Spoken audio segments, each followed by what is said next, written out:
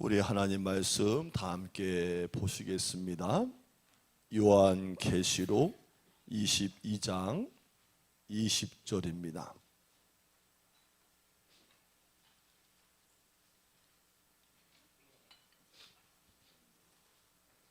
다 찾으시면 아멘. 누가 또 구약으로 넘어가요. 또 한참 찾아야겠네. 요한계시록 22장 20절 시작. 이것들을 증언하시니가 이르시되 내가 진실로 속히 오리라 하시거늘 아멘. 주 예수여 오시옵소서. 아멘. 자, 전후좌우로 반갑게 인사합시다. 한 해 동안 잘 살아오셨습니다. 괜찮아요. 아멘, 아멘, 아멘, 아멘.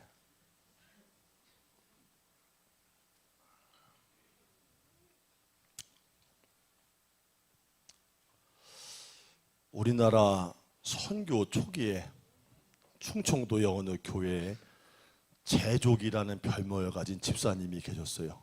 별명이 뭐라고요? 제족이. 이분은 그 어떤 문제를 만나든지 그 문제를 불평거리로 만들어내는 아주 기가 막힌 재주가 있던 분이에요. 요즘이야 워낙에 장수 시대라 그렇게 하진 않지만 이분이 드디어 60을 넘어서 회갑을 맞았는데 마침내 미국에서, 아니 미국이라 그러면 안 되지, 발음을 잘해야지, 미국에서 들어오신 섬기시는 순회 선교사님을 초대를 내가지고 자신의 회갑잔치를 드리게 된 거예요. 그런데 예배 부탁을 받은 선교사님이 당신의 조선 나이키라 그러죠. 뭐지요? 검정 고무신을 신고서 그 엄동설 안에 길을 걸어오시다가 그만 빙판길에 벌러덩 넘어지면서 하필 머리를 부딪히신 거예요. 가까스로 일어서서 걸으려고 했는데 워낙에 세게 부딪혀가지고 머리가 띵해서 어지럽고 정신이 없었던 거죠. 그래서 가다 서다 앉다 반복을 하다가 그만 약속한 예배 시간보다 1시간이나 늦게 도착을 했다는 거예요. 자, 여러분 같으시면 어떠시겠어요? 우리 교우분들은 너무 온화하고 인자하셔가지고 그럴 수 있어? 그런 분만 아멘. 여러분 속장이 속해 예배 시간이 됐는데 1시간을 예고도 없이 늦게 왔어. 그럴 수? 진짜로야? 여기 그렇게 안 써있는데? 지랄하고 난리 날 거다 이렇게 써있는데 이게 막 난리를 치고요. 네가 사람이냐고 말이야. 1시간이 늦고 말이야. 아무 말이 없이 1시간이 지나서 나타난 거예요. 기다리는 그 1시간 동안에 참지를 못하고 불평제조기답게 회갑을 맞은 그 집사님이 막 볼멘 소리를 하면서 불평을 막 타누르는 거예요. 어떻게 말이야 설교를 맡은 양반이 이렇게 안 올 수가 있어. 사람이 그래 생겨먹어가지고 어디다 쓰나 막 난리를 치는 거예요. 회갑을 맞아서 잔치하는 자리에서만큼은 불평을 안 할 줄 알았는데 그의 말을 듣고 있던 축하하러 온 사람들마저 여간 그 소리를 듣고 민망한 게 아니었어요. 이 사람아 그만 효. 뭔 일이 있겠지. 좀 더 기다려봐. 그 말 좀 그만 좀 하고 좀. 그렇게 회갑을 맞은 불평제조기 집사님의 불평을 들은 지가 1시간여가 1시간이 지나갈 쯤에 선교사님이 삐그덕거리고 나무 문을 열고 들어오시는 거예요. 그 외국분이신 선교사님이 오시면서 동행하는 분한테 물었던 모양이에요. 집사님 오늘 잔치가 무슨 잔치입니까? 네 선교사님 회갑 잔치입니다. 환갑이라고도 하고요 육순잔치라고도 하죠. 환갑? 회갑? 육순? 그래서 선교사님은 예배를 시작하면서 결국 이렇게 축하를 했대요. 하나님 아버지, 오늘 육갑을 맞으신 집사님의 육갑 잔치를 진심으로 축하합니다. 그 사람들이 식사를 하고 나오면서 한마디씩 하는 거예요. 아이고, 저 양반 입방정을 그래 떨더니만 육갑 잔치를 했구만. 오늘 아주 그냥 육갑 잔치를 했어. 그려. 핸드폰도 육갑을 하고 있네. 떡이요? 내년에 떡이요? 누구요? 지금 밝히지 말고 있다가 할렐루야 할렐루야 할렐루야. 큰일 났네. 새해 첫날부터 그냥 떡을 일부러 올리신 것 같아. 떡하고 싶어서. 할렐루야. 아이고 참. 여러분, 이 불평 제조기가 한 해 동안 보니까 누구였어요? 누구였어요? 함께해요. 그 얘기가 나일 수도 있겠다. 아, 맞아요. 나도 알게 모르게 불평하는 소리를 얼마나 많이 했나 몰라. 더우면 더워서 짜증나 죽겠다 그러고, 추우면 추워서 짜증나 죽겠다 그러고, 처먹긴 지가 처먹어 놓고는 배불러 죽겠다 그러고, 뭐 맨날 그냥 죽겠다는 거야. 맨날 그냥 뭐 배고프면 배고파 죽겠다 그러고, 오줌 마리면 오줌 마려 죽겠다 그러고, 그거 마리면 그거 마려 죽겠다 그러고, 맨날 죽겠대요. 원망 불평이 끊일 날이 없는 불평 제조기가 그가 아니라 나일 수도 있었어요. 기도했어요. 기도하면서 생각한 거예요. 새벽에, 하나님, 과연 우리의 인생에 원망과 불평이 사라질 수 있을까요? 근데 음성이 자그맣게 들려. 가끔 하나님이 음성을 주시거든. 그건 어려워야. 그럼 어떻게 할까요? 그랬더니 조금 줄여봐. 그래. 권사님 웃어. 그냥 크게 웃어. 할렐루야. 새벽에 하나님이 말씀을 주신다니까. 야, 그건 어려워야. 함께 합시다. 조금이라도 원망과 불평을 줄여봅시다. 그렇게 되는 2024년 한 해가 되기를 예수님의 이름으로 축복합니다. 고대 그리스의 역사가이자 서구의 역사의 아버지라고 불리는 사람이 있어요. 그는 바로 역사가인 헤로도투스예요.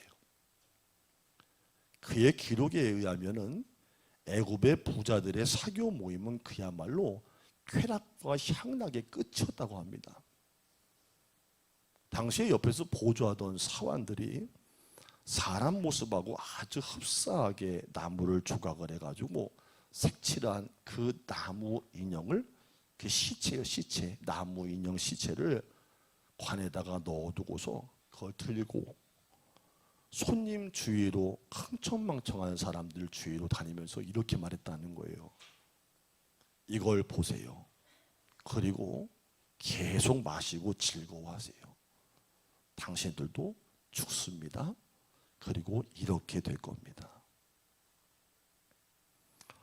이사야서 22장 13절에도 이 말씀, 이 모습이 똑같은 게 있어요. 너희가 기뻐하며 즐거워하며 소를 죽이고 양을 잡아 고기를 먹고 포도주를 마시면서 내일 죽을 거니까 죽도록 먹고 마시자 하는도다. 이사야 선지자가 유다의 멸망을 예언하고 회개하라고 외쳤을 때 당시 사람들의 반응이 뭐였냐면 먹고 마시고 죽자. 오늘이 끝인지 죽자 이랬다는 거예요.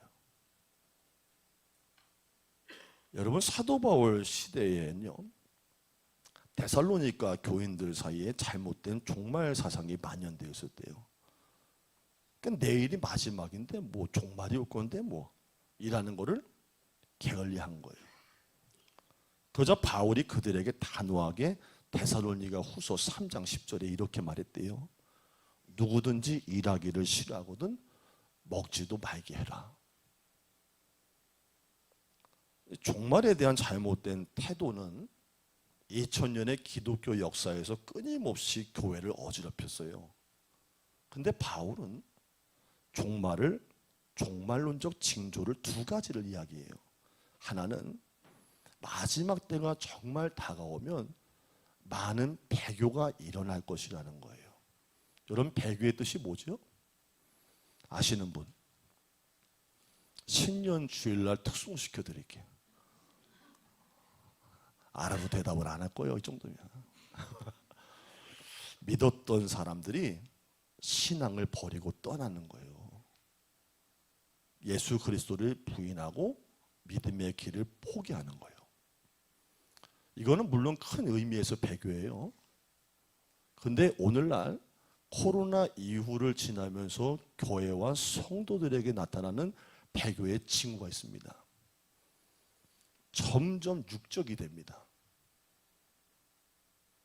쾌락적이 됩니다. 세상적인 재미를 즐깁니다.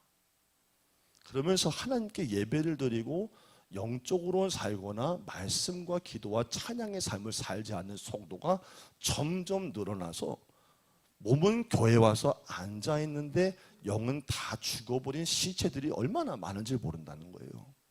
이게 바로 마지막 날 종말론의 징후 중에 하나입니다. 그리고 또 하나는 적그리스도의 출현이에요. 적그리스도는 수많은 기적과 이적을 통해서 많은 사람을 유혹하는 거예요. 눈에 보여지는 것들을 통해서 사람들을 미혹하는 거예요. 근데 거기에 뭐가 빠졌냐? 예수 복음이 없는 거예요. 여러분, 교회도 가려서 다녀야 됩니다. 믿으면 아멘. 교회 십자가 빨갛게 세워놨다고 파랗게 세워놨다고 교회가 아니라 그 교회에서 예수를 말하고 있느냐? 믿으면 아멘. 복음을 말하고 있느냐? 믿으면 아멘. 천국과 지옥을 말하고 있느냐? 아멘. 영생과 죽음을 말하느냐? 이것이 없이 보이는 현상, 세상에 잘 되는 거, 기적만 이야기하면 그거는 적그리스도의 이단이에요. 마지막 날은 그런 잘못된 세상의 종교 같은 것들이 교회의 십자가를 세우고 나타난다는 거예요. 근데 정말 중요한 건 뭐냐? 종말을 살아가는 우리의 태도예요, 태도. 종말이 임박했다면 여러분들 어떻게 사실 거예요? 만약에 예를 들어서 지금 가자 지구에 전쟁이 일어나가지고 그 중동이 연합을 해가지고 미국과 이스라엘이 편을 먹고 싸움이 붙었는데 세계 대전으로 막 불이 붙어가지고 여러분 세계의 종말이 만약에 왔다고 예를 들면, 종말이 진짜 생각지도 않게 왔다면, 기후이변으로 위기가 와서 모든 게 다 녹아지고 깨지고 변했다면 여러분 어떻게 사실 거예요? 요즘에 보니까 미국의 부호들은 저 섬에 있는 땅을 사가지고 지하에다가 콘크리트 붓고서 핵폭탄 떨어져도 죽지 않는 벙커를 만드는데 돈 들이고 있다는데 다 소용이 없는 일이요. 하나님이 예고하신 시간에 종말이 닥치면 인간이 헤어나올 방법이 없다고 성경에 말해요. 여러분 어떻게 하실 거예요? 어떤 사람이 감리교의 창시자인 존 웨슬리에게 찾아와서 물었대요.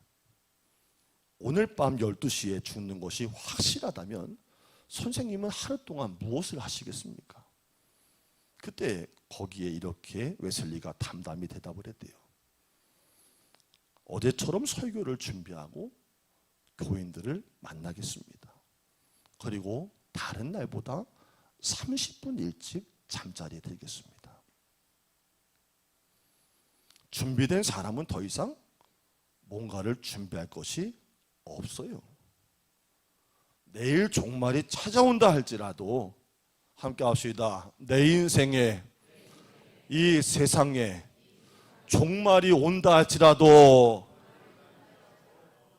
여러분과 제가 믿음으로 깨어있고 예수 복음을 꽉 붙잡고 평소처럼 살아있는 사람이 된다면 두려워할 것이 없이 준비되어 있는 거예요. 자, 그럼 이 시간에 그런 믿음이나 종말론적인 확신이 준비되지 않은 사람은 오늘 마지막 날 2024년 새해를 열기 전에 정신을 차리고 깨어 일어나야 됩니다. 마태복음 25장에 보면 슬기로운 처녀들이 나와요. 그 처녀들과 같이 기름을 준비한다는 거예요. 기름이 뭐예요? 성령이에요. 하나님의 말씀을 통한 은혜예요. 촉각을 곤두세우고 기름 준비하고 성령 충만해서 신랑 예수를 기다려야 한다는 거예요. 기다리는 동안에 주어지는 하루하루가 힘겹고 어려워도 믿음 지키면서 마지막처럼 오늘을 살아내는 게 성도의 본분입니다. 여러분, 예수님이 종말에 대해서 성경에 얼마나 많이 말씀하셨는데요.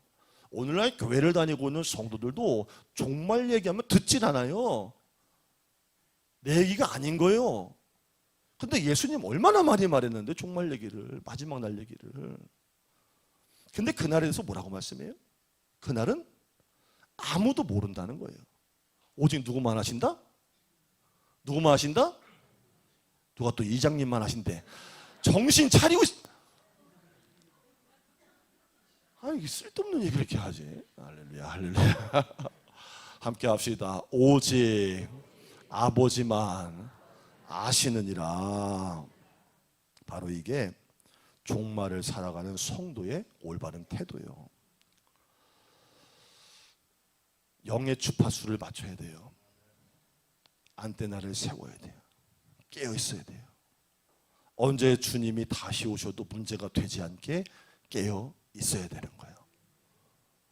마태복음 26장에서 예수님이 겟세마네 동산에서 제자들에게 시험에 들지 않도록 깨어서 기도해라 하셨어요. 근데 제자들 어떻게 했어요? 막 육신의 피곤함을 견디지 못하는 거예요. 잠이 들어버린 거예요. 이걸 다르게 말하면 제자들은 기도해야 될 때 기도하지를 못했다는 거예요. 옆 사람과 인사하세요. 지금은 잘 때가 아니라 기도할 때다. 근데 왜 새벽에 안 나오는 거예요? 왜? 말은 뚫어지게 하면서. 절 봐요. 할렐루야. 왜 기도 안 하는 거예요? 근데 왜?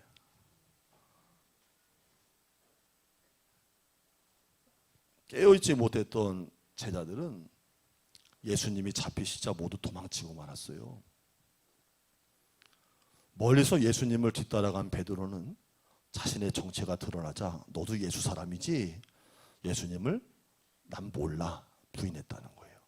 이걸 다르게 얘기하면 깨어있지 않으면 얼마든지 삶 속에서, 일상 속에서 여러분도 주님을 배반하거나 모른다고 할 수 있는 사람이 된다는 거예요. 여러분, 물고기 잠잘 때 보셨나요? 물고기. 이게 뭐 땡겨오는 소리야 이게. 여러분, 물고기 잠자는 거 보셨어요? 잠자는 거? 뭐 내가 나 자는 것도 잘 모르겠는데 뭐 물고기까지 챙겨. 할렐루야. 여러분, 물고기가 잠잘 때 눈을 뜨고 잘까요? 눈을 감고 잘까요? 예? 뜨고 자요. 동이가 올해 마지막으로 정확히 맞췄네. 한 번 제대로 맞췄네. 모든 죄를 다 사하노라. 할렐루야, 할렐루야. 맨 앞에 앉아가지고 맨날 엉뚱한 얘기 했는데 오늘 정확했어. 모든 죄를 다 사하노라. 물고기는 눈을 뜨고 자요. 근데요, 희한한 건요, 잘 때만이 아니라 죽을 때도 눈을 뜨고 죽어요. 이 모습은 우리에게 깊은 교훈을 줘요. 초대교회 때 수많은 기독교인들이 박해를 피해서요, 어디로 피신했을까요? 여러분 생각에는 무덤으로 도망갔어요. 그 이유는 로마 사람들은요, 무덤을 신성한 곳으로 여겨서 접근하는 것을 꺼렸기 때문이에요. 그래서 성도들은 신앙을 지키기 위해서, 무엇을 지키기 위해서? 신앙을 지키기 위해서 300년 동안 대를 이어 무덤 속에 사는 거예요. 할아버지가 살다 돌아가시면은 그 시체를 벽을 뚫어서 거기다가 뼈다귀를 안장을 하고, 또 아버지가 죽으면은 다른 골목의 통로에다가 안장을 하고 300년을 무덤 속에 산 거예요. 바로 그 무덤이 나중에 여러분과 제가 가게 될 카타콤이라는 데예요. 성도들은 카타콤의 벽면에다가 여러 가지 신앙적인 그림들을 새겨놨거든요. 근데 그 중에 물고기 그림이 있었어요. 초대교회를 배경으로 한 영화 중에 코바디스 도미네라는 영화가 있는데, 그 영화의 주인공인 데보라카가 땅바닥에다가 나뭇가지로, 나무 막대기로 물고기를 그리는 장면이 나와요. 이 물고기는 익투스라 그래요. 익투스. 익투스는 당시의 성도들에게는 단순히 물고기를 의미하는 단어가 아니었습니다. 익투스는 예수 그리스도는 하나님의 아들 구주이시다, 이런 의미예요. 그러면 카타콤에다가 물고기를 그려놓은 진짜 이유가 무엇일까요? 오늘 설교 다 했어요. 예수님, 누가? 예수님 곧 오실 것이므로 영적으로 깨어있으라, 서로에게 알려주는 신호이자 암호였던 거예요. 함께 합시다. 예수님 곧 오십니다. 깨어있으세요. 올 한해 여러분들이 생명이 있기 때문에 지금 이 자리에 나와서 마지막 송년 예배를 드리지만, 내년에 이 자리에 안 계실 분도 계세요. 자연적인 개인의 종말을 맞을 분도 계세요. 그리고 우리가 아무도 모르지만 새해 어떤 일이 일어나서 하나님의 계획이 실현될지 아무도 모르는 거예요. 예수님 곧 오실 거예요. 이걸 믿는 게 신앙이에요. 깨어 있어야 한다는 거예요. 2023년도 한 해를 지나보내고 다시 맞는 새해를 열면서 지금 세상에는 예수님이 말씀하신 종말론적인 징조들이 눈에 띄게 많이 보여지고 있습니다. 그럼에도 이미 믿던 이들의 신앙적인 각성의 모습은 보이진 않고 점점점 게으르고 나태하며 깊은 잠에 빠져가는 모습들이 교회마다 만연하고 있다는 사실이에요. 물론 성경에서 예수님 말씀하신 징조이고 모습이기 때문에 그 말씀대로 실현이 되고 있습니다. 마지막 날 그렇게 될 거라는 거예요. 교회 잠잘 거라는 거예요. 성도들 잠잘 거라는 거예요. 그러나 여러분께 제가 2023년도 마지막으로 드리는 이 일성과 새해를 맞을 때 드리는 일성을 꼭 기억하시기를 바라요. 내가 진실로 속히 오리라. 아멘. 주 예수여 오시옵소서. 이 마라나타 신앙으로 올해 잘 마무리하고 내년에 복되게 열고 믿음으로 사는 성도와 교회가 되기를 주의 이름으로 축복합니다. 기도하겠습니다. 하나님 우리 아버지, 종말의 시대를 살아가는 바른 태도를 알게 하시니 감사합니다. 다시 오실 주님을 기다리며 오늘을, 주어진 새해의 시간들을 그냥 흘려보내지 않고 마지막처럼 믿음으로 살게 하여 주옵소서. 예수님의 이름으로 기도드립니다. 아멘.